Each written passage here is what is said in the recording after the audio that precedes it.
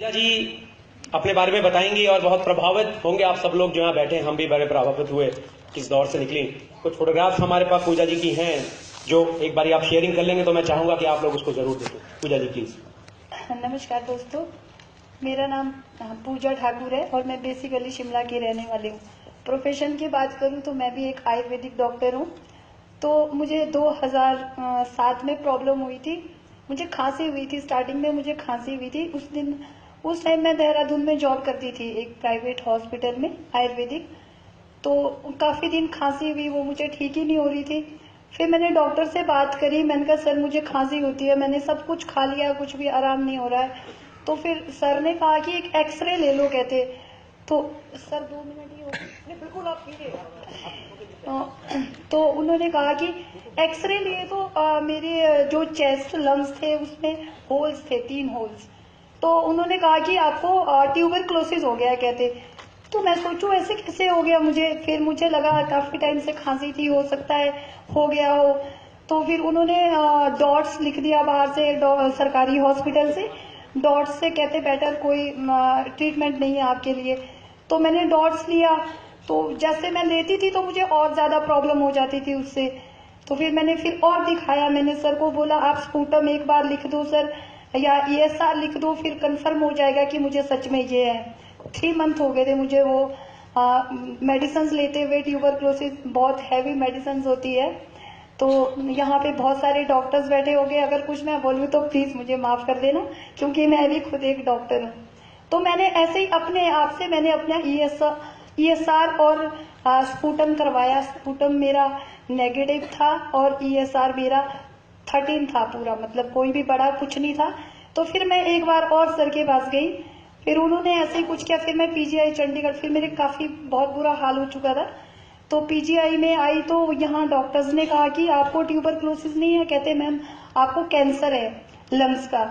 तो मैंने कहा सर फिर क्या किया जाए। उन्होंने भी ट्रीटमेंट चलाया, यहाँ से 2012 तक मैंने PGI से ट्रीटमेंट चलाया, कुछ भी नहीं हुआ वहां से। फिर उसके बाद एम्स गई मैं, फिर तो बहुत ही बुरा हाल था। एम्स गई तो एम्स में 28 दिन मैं एडमिट रही और 28 लाख रुपए उन्होंने जब तो मुझे लेके गए। फिर बोला कि कोई बात नहीं सर, आप निश्चिंत हो जाओ, ये ठीक हो जाएंगे मैम, हम इनको ठीक कर देंगे।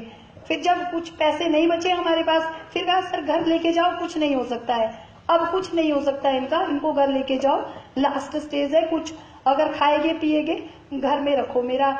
तो फिर मैं घर गई। फिर मेरा बहुत बुरा हाल था, बहुत, मैं बोल नहीं पाती थी, आंखें नहीं खोल पाती थी मैं कुछ भी।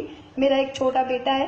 तो उसके बाद अनुपमा है जो इंडस विवा में काम करती है, उसने मेरे हस्बैंड को फोन करके बोला कि एक कहते इंडस विवा में आई पल्स है, कहते मेरी सिस्टर की बेटी है, वो अभी भी यहाँ पे है।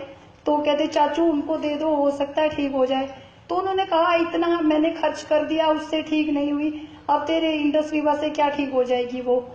तो मैं बोल नहीं पाती थी, लेकिन मैं सुन सकती थी, मैं फील कर सकती थी। फिर मेरे को लगा हो सकता है ये कोई जरिया हो, भगवान ये मंगवा दे तो अच्छा है, लेकिन मैं बोल नहीं सकती थी। तो मेरा बेटा रोने लगा, कहते पापा अगर आपने इतना इलाज कराया, एक बॉटल मंगवा दो, कहते आपको मेरी कसम है मम्मा को ठीक करते हैं। तो उनको भी लगा बच्चा है, चलो कोई नहीं।